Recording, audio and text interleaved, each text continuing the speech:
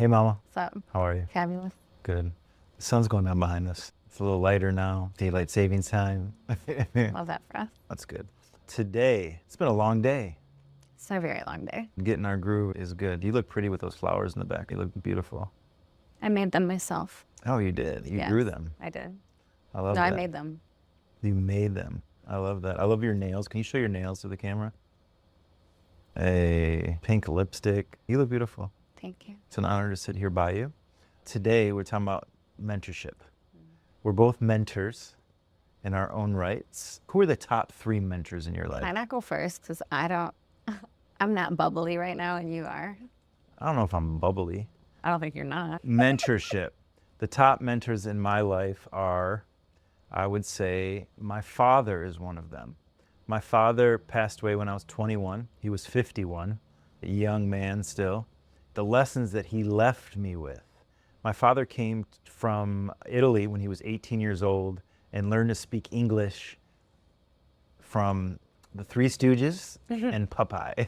So, He was a Sagittarius, so that makes sense. Very Yes. on brand. Yes. He was a great dad. He was a great mentor. He would give me hard lessons. As a kid, I would say lecture. Now I'd say he was feeding me gems all the time. Boom.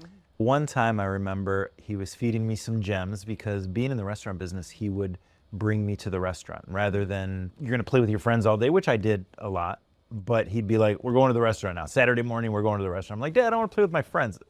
You're not. You're going to the restaurant. So he'd make me work. Lesson number 1, discipline, focus, all that. But one day we were driving from the restaurant. For some reason, we had an 8-track. It was a 8-track player in the car, which 8-tracks were still was cassettes at that point, but we still had an 8-track. I had the Billy Joel, I think it was Breaking the Wall. Was it Breaking the Wall or He's Throwing a Rock at a Glass House? I just remember the cover of it. But it was the one with Christy Brinkley and all that whole thing. Every record on there. Walking on Broken Glass. Wait, is that Billy Joel? Maybe that was it. I'm not 100% positive. But there was a lot of great records on that, a lot of great songs on that project. I would just listen to it over and over. It was really influential.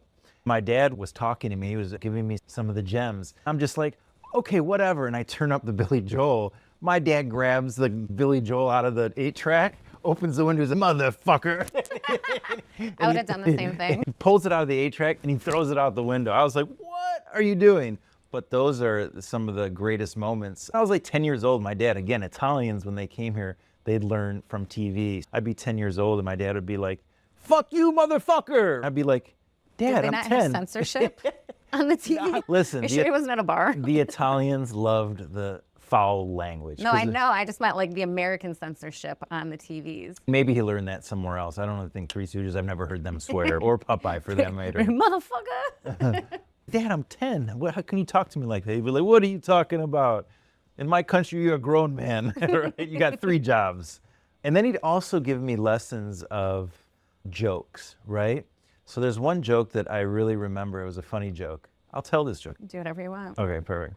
There's this little mafioso kid. He's about 6 years old, and he's sitting on a park bench. He's eating Snickers bars, the little Snickers bars, one after another. He's got a security standing by him.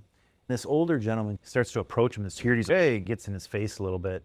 He says, let him through, let him through. A very sweet little voice. He says, young man, I know who you are. I don't want to bother you, but I want to ask you, I see you eating 20 Snickers bars in 10 minutes. Do you understand? If you keep eating these Snickers bars with all the sugar, it's going to give you diabetes, a sore stomach. He starts naming all these ailments that the Snickers bars are going to give him if he keeps eating them. The young man says, sir, very sweet, please, sir, please, stop there. I have to tell you something. He says, what? He says, I come from really good genes. He says, what do you mean really good genes? He says, when my Nona passed away, she was 99 years old. Wow, okay. My Zia is 102 right now. My mother, she's 50, and she's doing great. He says, let me ask you something. He says, did they all eat candy and Snickers bars like you? He says, no, they minded their own fucking business. Get the fuck out of here. So, my dad would tell me this in a sense of mind your own business, stay focused, stay disciplined, and don't talk a lot. Right? How'd that work out for you? That was a lesson. You know? Stick. Yeah, you know what? I think a lot of, maybe with us, I feel very comfortable when I'm in rooms that are rooms that I can learn from. I am a sponge. I don't insert myself into things unless I'm in a position to insert myself. The mayor's office, for that matter, I never spoke until I was spoken to because I respected where everyone had been before, because it was a lot of executives on his administration and I was new to government. I learned a lot and then I applied and I was able to build my own leadership. I would say my father was one of my biggest mentors in life, and he still continues to mentor me because his lessons stand the test of time and they apply today to many things that I do. It's your turn. Who's one of the biggest mentors in your life? My parents, for sure. Also, I had some unique people in my neighborhood growing up. Across the street, my best friend, it was two sisters. Shout out Sam and Jackie. Their grandfather was a quadriplegic. We used to all caregive him. Then we had a bunch of like old Polish families on the block, and I was always the go-to child. If anybody needed anything, they'd call my house, send Megan down. And they'd send me, they're very European, they'd send me home with an envelope with a candy bar and some cash in it.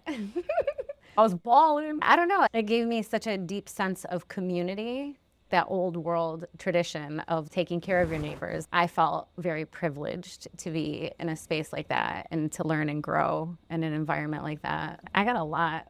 What about mentorship gone wrong? You have a mentorship gone wrong story? Is there something specific you're thinking of? No, Oh, not at all. man, mentorship gone wrong. I think that's perspective. Mentorship, period. If for some reason I don't fuck with you or what you've put in front of me, then boom, like that, I learned something. What's the worst advice a mentor has given you? Worst advice? I genuinely don't know.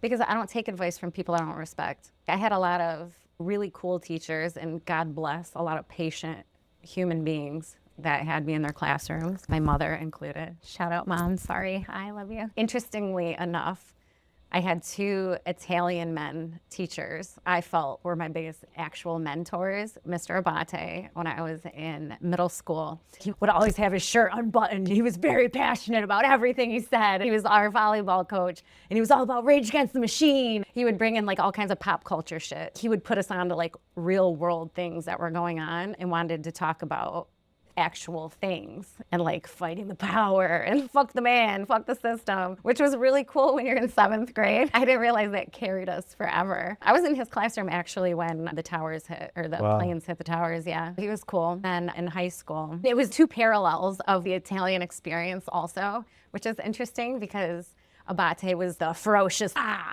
and the Sicilian.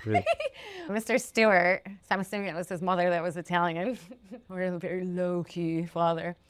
He was, I don't want to say the resource room. What would you call that? Where all the crafts troublemakers. room? Oh, no, yeah. resource like that, like the troublemakers. You know what I'm saying? We can't be in the Gen Pop, so we're all in Stewart's room. He was more the Godfather style, where of course he's running all of us that can't be managed by these other people. He would make us trays of lasagna. We'd have lasagna lunches, and he would offer such beautiful guidance. And it was very fatherly, but it was always very calm. And I never heard him raise his voice. I never saw him raise an eyebrow. He was the most chill person, and he silently fought for all of us. And he was a big advocate for all of us. He was just cool. I love that you had the Italians in your life. I see how you now, because as an Irish woman, you are so very Italian. My grandmother, my dad's mother, Irish Catholic. She was, I think, depressed and bitter her whole life because before she married my grandfather, and they got married later in life, which was unheard of at that point, she was in love with an Italian man, and their families would not let them get married.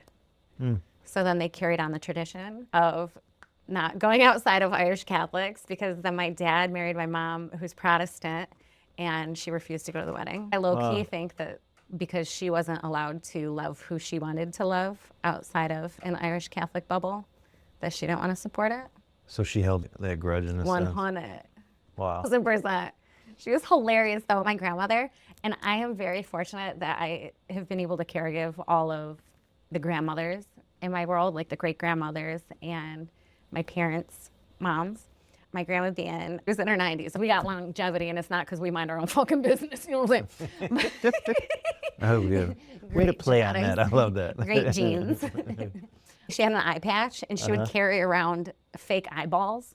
She'd be out, and she'd roll eyeballs in front of people, and and you don't expect it from this little old woman who was like in full leopard. She dressed like Fran Drescher in her 8th, 9th decade, which is cool.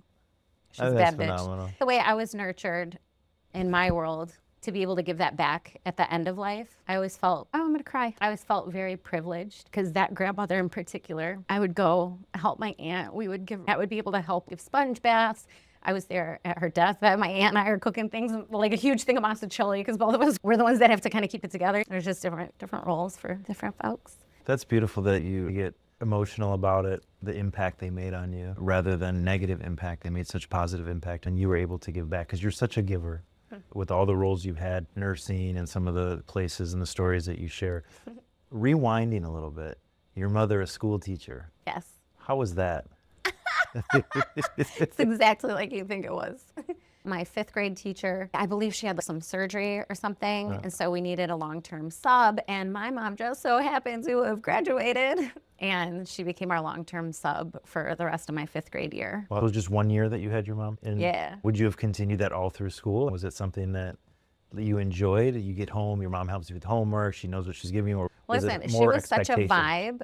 It was definitely more expectation, and I had to be accountable, but it was easier but harder because I'm super neurodivergent. So not even like my own mother knows what to do with it. Or no, she's phenomenal. Not that she doesn't know how to accommodate, and she fights hard. She's a big advocate for anybody. But shout out Care Bear. Can we call her Care Bear? Yeah, Care Bear. Karen. Just don't call her Karen. Caribbean. It was easier in that my mom knew how to teach me specifically, but it was harder because I had to be more this and I'm not this. So I would get sent to the back room a lot. I was in trouble more than anybody in that class. Then also because I was not allowed to participate in a lot of my high school journey. One of the times that I was kicked out, I was doing online school to keep things progressing.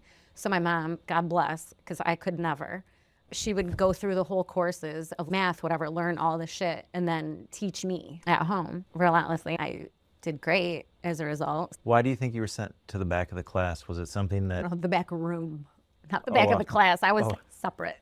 Really? Yeah. She would actually say, Meg, go to the separate room. Yeah. Over what? Give an example. Me being exactly who I am as a human being, because that is in itself is a distraction. And then you add my personality and I'm Captain Fuck Off. Not even to be disrespectful, I'm just like, with energy. Yeah, because you're really not. You have a lot of energy, but you're not, there's nothing, how can I say, there's nothing mischievous about it, or there's nothing... Now... Really, back then it was... Are you joking? Absolutely. Really? This is a 10-year-old, or any other age up until probably, I'm still mischievous, but not in a malicious way. There it is. That's what I was looking for. Back then, though, I was a kid and I was unhealed, and then you throw in puberty and your hormones are crazy. Yeah, I was out there. She knew who she was dealing with. She knew where to put me. What's crazy now is fast forward to present day. On Tuesdays, you spend time in Connor's class, which is... I love it so much. Talk about that a little bit. Oh my gosh, my son's class is the cutest. You're a celebrity there. They're so cute. I leave every week with a little stack and pockets full of notes and art that the children make me. And they'll slide it to me like I'm their peer. They'll be like, hey. I open it up. I love you forever, every single day. And they'll draw pictures of me and them together. And yeah, and then like I'm walking around with them as my little waist beads. I love it. I noticed that at school the other night. Yeah, we'll for say STEM night. Artemis. Yeah. Artemis is a grown human in a little person's body. Yeah. Very mature, but man, she was attached to you like you were best friends. I think in the culture that we're in, and not to say, I'm not trying to slam anybody, because for the longest, I was a single mom who was very stretched thin, so I couldn't give 100% in all the areas that I wanted to, especially in child rearing and just the way like American culture is set up. We're working ourselves to death, you know what I'm saying? So, and this is not to say that the children are not nurtured at home by any means. It's just different than it used to be. So a lot of the kids, you can tell that there's a lot of screen, a lot of whatever, or there's not a lot of connection. That's not a lack of love or anything like that, or even outside of their family. You know what I'm saying? Because like those relationships outside of your family as well, like for them to be able to trust and have that sense of community, people don't have that as much anymore. My children even, I watch my kids because I know what happens to kids. For them to have an adult who sees them, and I'm in that space just for them. all of my focus is on them and connecting with them. And that feels good, especially for a child. Oh my God, somebody sees me and it's this mom. Oh, it's Connor's mom. That's cool, blah, blah, blah. I'm already a safe person. It's a safe space for them. I'm their friend's mom. They like that. That's a game changer when an adult looks at a kid as actually having a real conversation. I remember there were people in my life that were adults that I would start saying things, and I was, I think, an intelligent kid in the sense of just very street intelligent, and they'd be like, you just tell, they're just like, why are you even talking to me? To where some of the greats, because at the restaurant there were a lot of different, Emmanuel Stewart, he's a famous boxing coach who has since passed away, was a mentor of mine. But when I was probably about 12 years old, he'd come in with all these Oscar de la Hoya, all these boxers, he'd come to the restaurant, and he would have conversations with me, and I'd put my head down. He's like, no, come here, talk to me. Yeah, What's going? And I'm important. just like, well, this grown man is talking to me like I'm somebody. Yeah. It made me feel different.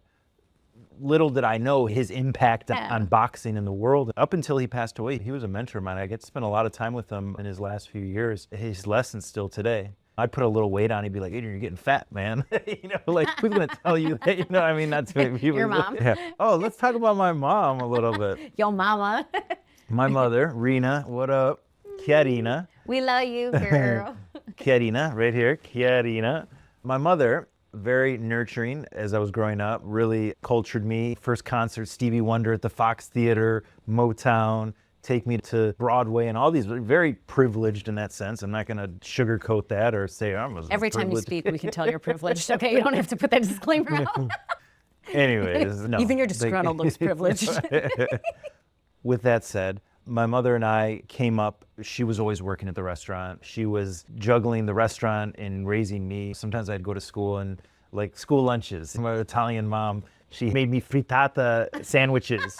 As soon as you open up that lunchbox, egg smell is everywhere. And then sometimes because she was working late at night, she would forget my lunch. I'd go to school and I'd have to call and she'd drop off McDonald's last minute running around. But very nurturing, great mother. She would chase me around with a spoon and all those kind of things. Then we started working together.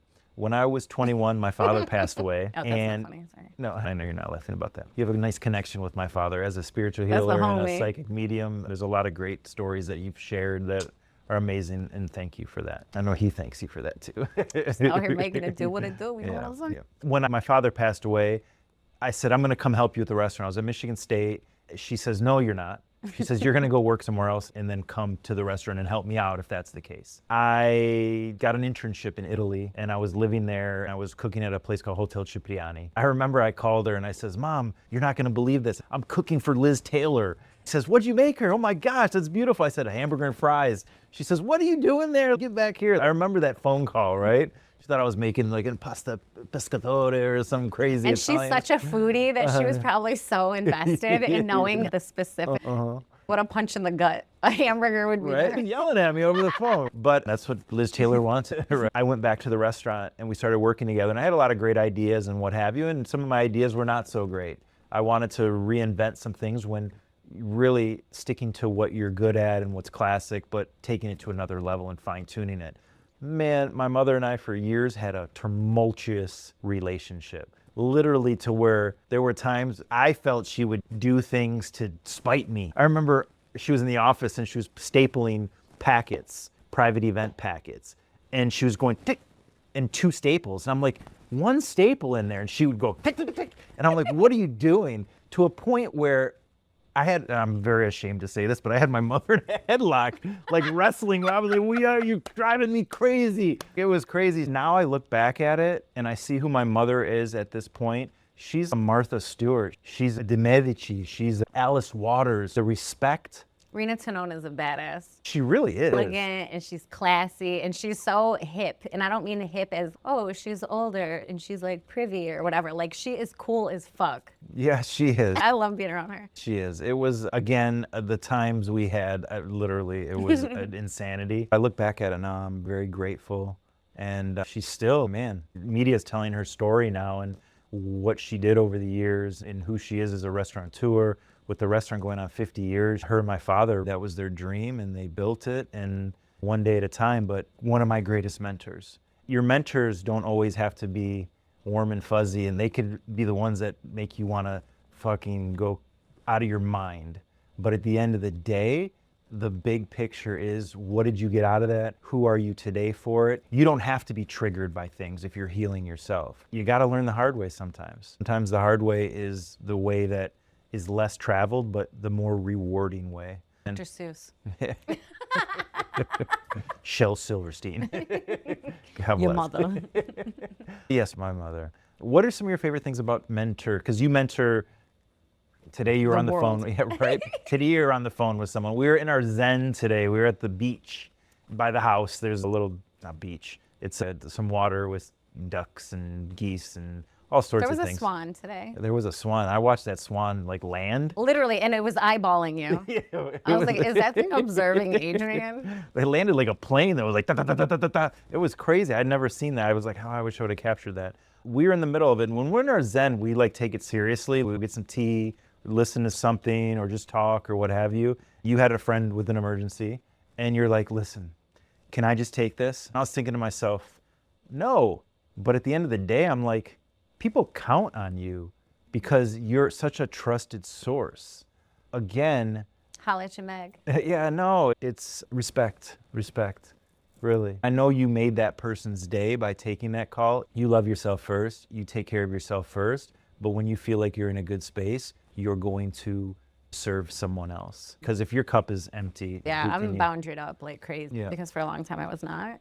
I think there should be more mentors in the world. I think a lot of people look out for themselves. If you're mentoring and you're doing it in a positive way, it can really make impact to make the change that we want to make in the world and what others want to make, to be more of a world of we rather than me. What are some of your favorite things about mentoring, and what do you recommend to others in the mentoring journey? I honestly just the art of learning to love yourself and healing yourself, because I think anybody that's actively healing themselves is mentoring other people. You are a living example, whether or not you're speaking it to somebody else or you're breaking it down, you're living it. Your existence is your testament at that point. You know what I'm saying?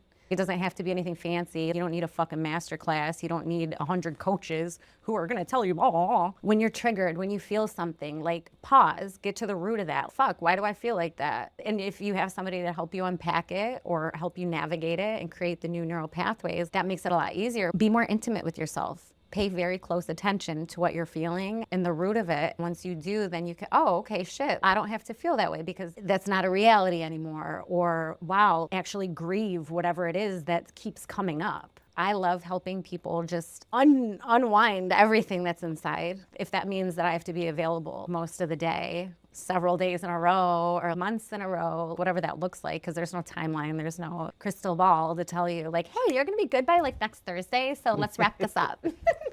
So just as needed to, I forget what I was saying.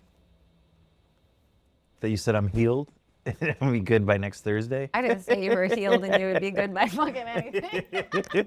No, I think anybody that wants to mentor somebody, just be there for them. Be a sounding board. Be objective. Be real. Keep it real. I think a lot of people, it's very gimmicky today.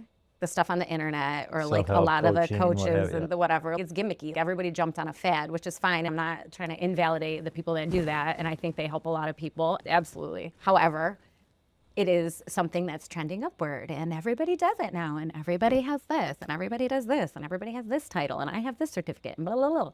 And I think a lot of that is shit. Be selective of who you're going to as well and like who you trust. Feel that in your body. Talking about selective, being selective on who you serve as well. I've seen you cut people off 1000%. out of nowhere. Right? Like 0 to you could be dead to me right now. So say you have a really good relationship with someone, you're really trying to mentor them, and then for somehow you feel that they're messing with your mental health. You're very good at boundarying up like that, and that's really important in mentorship. It's never out of nowhere. And most people, if you lack the self-awareness to see how your energy is now affecting my reality, get the fuck out of here. I'm all set, period. Especially if you accept you're coming to siphon my energy, basically. You know what I mean? You're not adding to, and I don't expect anybody that I'm mentoring or helping or in a friendship or a connection with, you don't have to give me anything. But when you're coming and you're trying to hook up to me and just, and then it's like, and that's the whole dynamic, and you're not grasping any of these concepts, or you can verbally spit back to me what I've told you, or you can verbalize a level of awareness. You're not doing shit with it. So now it's just more fucking words. You're feeding me a word salad I didn't order. I'm good. I can't have that around me. I can't have it in my life. I don't want it around my kids. I don't want evil eye on me. I'm not trying to be a part of people's gaze that are that way even, because anybody that is really siphoning off of you, they want what you have. That is not a person that should be in your life. You know what I mean? Yes. Because that right there, that's an evil eye. They're hyper focused on you. Number one, go internal. Your focus should only be you. Don't worry about my fucking experience. If there's something I need, I go to who I go to get what I need to fill my bucket. There's a lot of that. Homie, don't play that. That's deep. That's really good. The discernment to me is what I really see. Because I value your knowledge so much. I value how you move. I have my own value of who I am and what I do. As someone that is always hungry for knowledge, I respect how you guide people and how you don't take shit if someone is not adhering to what you're talking about. Yeah, I'm here for a fast track. I feel a drill instructor sent by God to like help people evolve or like just come back to themselves. And if you're not on that speed, there's nothing I can do for you. I have the same thing. Hey, fix this over here. Shit, she's got a wire. Pat me down. Did I say anything incriminating? Everything that's ever come out of my mouth is incriminating.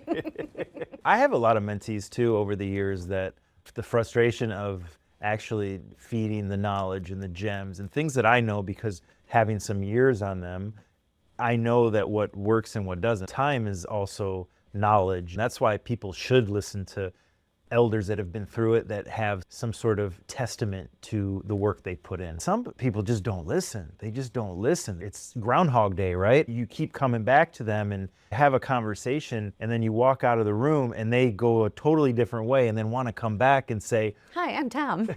For real, I've had a lot of artists that have done that. One thing with the label is that the artists we work with, we teach culture of who you are as a human being. You got to be a world-class citizen. Yeah. A world-class artist, of course, but a world-class citizen is equally as important. World-class producer. Brought by. Here, proud by Bert in the house. Hey, but being a world-class citizen is crucial because what are we doing with this music, with all the mentees, the mentors? We're striving to change the world, to make the world a better place. These kids, these individuals have platforms, but to go in a room with somebody, we say, if you're in a meeting, take notes and live this stuff, because otherwise it's words on paper. If you're just trying to like listen and be part of something and you're not applying, why are we wasting our energy? Yeah. Why are we wasting our time? Not in an ugly way. If you're ruminating on something or you're having trouble moving through something, there are people that can help you or have the patience or the time. But to already be in a vortex, I feel like you and I are in our own vortexes of sorts. You're in yours, I'm in mine. You're gonna jump into it. You gotta ride the wave. I can't keep like backpedaling to come get you and come get you. Get the fuck out of here. Go get a friend, go get a therapist. God bless. I don't mean that in an ugly way at all. I love everybody. Tough love is important. Going back to our parents and your mom sending you to the other room. That's real. Megan Marie, child of God. I was like Roger from Sister Sister. Go home, Roger. Yes. Sorry, my gen. No, I was like, Millennials were like, who is that? Yes. Again, that tough love is something that is important, and people have to embrace that because that's part of change. A diamond is developed by pressure, right? And that's just what it is. I don't think there's an easy way, even though everyone talks about the path of least resistance. Yeah. Apply the path of least resistance with tough love and hard lessons. me apply them? No, I'm saying, how does it all correlate? Okay, we'll say the guided journeys that I've done, and my fave in particular that I like to discuss because that was such a wow Old Testament. Carrying all of those together, when I had the 3 women, I had a mission to elevate 3 women at a time while they're all on their own separate journeys while also going through mine, okay? 1 woman side on the couch, we'll get to that, we'll bookmark. Embalm for a moment. The other one, I was putting the mirror up so that she could understand that she was also a healer and that she was ready to activate her gifts. Because everybody's gifted, just not everybody's aware of it, and not everybody will be able to tap into it in their lifetime, which is okay. NPCs in the house, we need you too. And then one of them, like, I had to supercharge, put a bunch of energy into 3 things at once. In order to do that, you have to be tough and you have to pull the shit out and get it right there, right in front of people to pull them into your vortex and hold them there. Because some people, and it can be done. What was the question?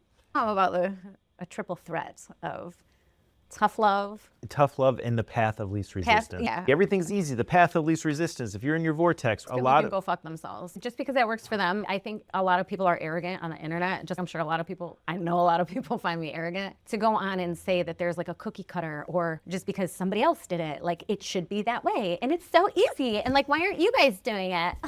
I think that's so ugly. And I think that you're working, that's your ego, and you're shitting on people. So now you're making people feel worse and you're creating people with real problems, Yeah. you're saying. Yeah, I think that's awful. I think it's a culmination of hard work, your destiny, predispositioned, what you're sent here for, because we're all sent here for a purpose. I believe that. I know you believe that as well. Once you put in a lot of the work, I feel they should be easy because you've put in the work to get to that point. I have never felt like I wanted to self-harm. I've never felt like I've wanted to end it all, you know what I'm saying? But man, these tower moments and dark nights of the soul and just different shit that I've been through, I understand how people could feel that way because I think about that often when I'm going through things where when I feel things, I feel it. There's no like cute little like emotion that I've ever felt. Like it's either, or it's on fucking 20. So like when I'm on 20 and I'm like, oh my God, this is how they get to that point. This is where they cut it off because it's unbearable. I have so much respect for everybody that moves through that emotion because I know my level of gangster in a spiritual aspect as well as just in the world. I know how hard it can be for me sometimes to even conceptualize or just live in your body, live in your brain, be in the moment. It's fucking hard. I think everybody that can thug through that deserves a round of applause. It's homage, however you say it. Pay homage, and I'll always mind my business. Yeah. Homage to the universe. It's an exciting time to be here. It's an exciting time to be the change, to make change, to influence others to change. Back to mentorship, it is intentionality. Yes. Can I unbookmark? Yes. Okay. Do whatever you want. This is your show. Old Testament. We'll jump back there. The night I had the one woman observing, I told her, your journey tonight is to go inward and focus on yourself. And because she's very much people pleaser, and anytime anything happened, I would make everybody thank her. I'd be like, shut the fuck up, thank her. Nobody was showing gratitude. I saw the level of wounds in her that deserved to surface and get the fuck out. Because she's a bad bitch. I'm holding people accountable with love. But the one woman, she's a runner. She's very avoidant at the time. Not anymore. Hey, shout out, you know who you are. She would try to get up, and I was like, you're not gonna fucking move until I let you move. Okay, she's on the couch, she's like, why can't I move? Loses her shit. I was like, I said what I said. So she was plastered to the couch, right? And I'm digging it all up. There was a lot of self-worth because as a fucking superstar, the people around you want to shit on you, right? And she has been a superstar since birth, period. She had a lot of self-deprecation. I'm making her love the fuck out of herself, like out loud, in her voice, yelling it, feeling it until like it was a thing, and then she could get up, right? While this is happening, the one that's observing, I don't think she hasn't moved in a long time. I don't think she's breathing. She's losing all her color. I'm like, focus on yourself. I'm like, this has nothing to do with you.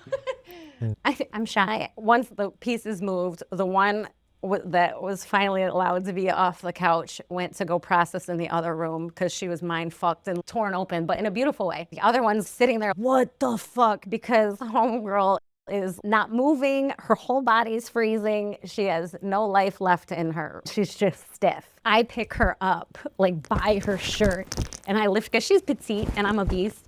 So I lift her up and I slam her down on the couch, and she was in the room, like her soul was in the room, because when I passed, when I was 17, when I overdosed, what had happened was I'm laying in my bed and I see this ball of smoke, or what looked like smoke, right? Like black, like floaty, whatever. And I start talking to it. And that was like the most calm I had ever felt in my life. And I felt very comforted by its presence. I'm obviously asphyxiating in my own vomit, but I was not aware of that because I was detaching from my physical body. I'm talking to it and I'm like, you have to be quiet. They cannot know that you're here. Like my family. I just like, my POV, I'm the black smoke and I'm watching my physical body, and I watch my mother come in and she steps and puke. I know how that works. I knew that she was still with us just not within herself. I genuinely believe it because she came from New Hampshire to see me. This is a woman that knew what she needed, and she wrote a thing about it. It was beautiful, about me being the Pied Piper, and she like followed the music. She came here to regenerate, and I was like, I think she has to die in order for her cells to regenerate. There's something to this. So I'm commanding her back in her body. I'm like, get the fuck back in your body. There's half of me, the deep faith and the knowing of she's going to come back into her body, but then there's the 3D brain and the ego where I'm like, yo, like this fucking Airbnb, bitch, I'm gonna be on the news, this fucked up.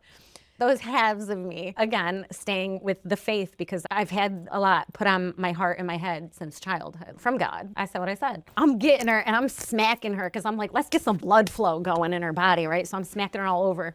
And I unhinge her jaw and I put a little juice and she like comes back, right? I was like, it's go time, bitch. You rested. We gotta get it out now. Everything that you came here to do, now. She's, I can't, because she felt weak, you know what I mean? The homegirl just came right back into her body. I'm holding her and I'm like, you know what? Even if you can't do it, hold on to me and you call it. I was like, you have to speak it. When you speak it, you can release it. Because that's literally how it works. Anybody, speak your shit. Even if it's to yourself in the mirror, even if it's to the fucking abyss, let it out. Because then it's gone. You know what I mean? It has no fucking power over you anymore. I'm like, just say it. Say blah, blah, blah. And I'm like scripting it for her. And she's blah, blah, blah. And as she's saying it and we're holding on to each other, I'm throwing up. Like I'm getting it out of her and taking it and getting rid of it for her. The other one that's observing is, she's the fuck is this? I'm here doing that right now. It was cute. Keep it cute. And my shirt. I think we're gonna have to get a new one after this episode. I love that for you. You can pull my shirt anytime. I will. Go back to faith. Yes. How important is faith? I know I say a lot of things are everything, but it's everything. Literally, like that is the battle, the proverbial dark versus light, good versus evil, God versus as above, so below. We don't call that energy in, but it's everything. If you have faith, think about, this is silly, but to break it down for certain people that may need it, think of like even a Santa Claus type thing. If you believe it, it manifests into your 3D reality. So long as you believe it, right? That's anything. You can placebo affect the shit out of yourself and make things come real. But as long as you stay aligned with the light and you have faith that it's going to work out, it will. That doesn't have to be a religious thing for the agnostics or the whoever's. Staying in that faith-based thinking and getting rid of the invasive thoughts of, oh, it won't work out. Fear is ego. Ego is death. Have an ego death. You're going to have several over the course of your lifetime. Everybody, even if you don't become super evolved, you're still going to have ego deaths. You're going to get humbled. This is incredible knowledge. As much research and the path that I've lived and the journey that I've been on. I've met a lot of people in my life. I've been on ceremonies and all sorts of shaman. Been around the world. I'm sitting next to a real one right here. I'm honored that you are in-house. Everything you like, we do for you. I like Ricardale. It's Don't cancel me. when do we watch the show Dave, where Brad Pitt played a role, and they're like, they're gonna cancel you. I don't subscribe to that. And I don't either. I don't give a fuck if you like me or not. I like me. That doesn't apply to me. If you ever watch that episode of Dave, it's hilarious. It's the last episode. I have never liked Brad Pitt more. I was a kid in the 90s. I never had celebrity crushes. I see attractive people. They could be in the media or they could be at fucking Farmer Jack. There is no separation to me. You just are or you aren't. I didn't mess with him like that because I thought he was like very hyped up by women. And I was like, okay, you're just sexualizing somebody with blue eyes. Okay. Until I watched that, I was like, yo, I fuck with Brad Pitt. That was hilarious. I'd like him in Meet Joe Black, actually. That movie made me feel like I made sense. I've had that effect always. And I always end up in death rooms, and I have been called the angel of death in many different situations. I've seen you in situations, my aunt, God bless her, another mentor of mine, where you spoke to her. I've seen you in rooms with my aunts in Italy and their friends, and just looking at pictures, and all of a sudden the person across from you is, oh my, like crazy. Because I believe,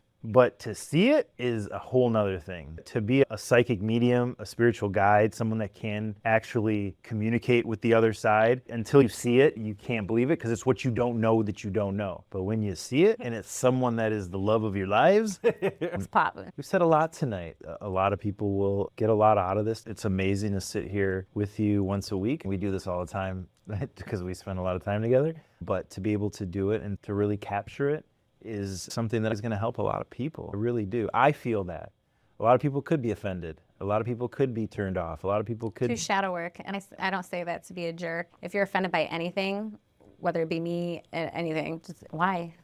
What is shadow work? Your shadow aspect is what you run from. It's your triggers, your fears, what your deep wounds. It's what people keep in the shadows.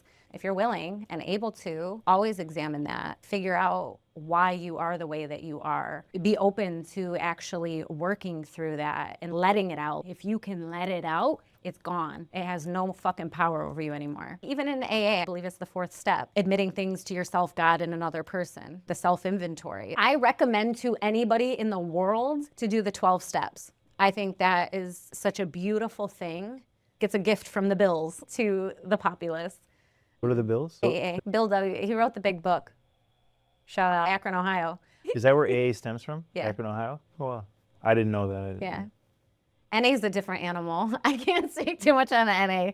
There's a very different animal with different drugs. Is that Narcotics Anonymous? Oh, yeah. Not to diss NA, but I didn't get as much out of that. That's where I would go if I wanted to be around people that stood. And I'm not saying everybody, Lord, in my experience, a lot of people were still like in their sick mind. It was more like the fuck off class, it felt to me, where AA was a lot more structured.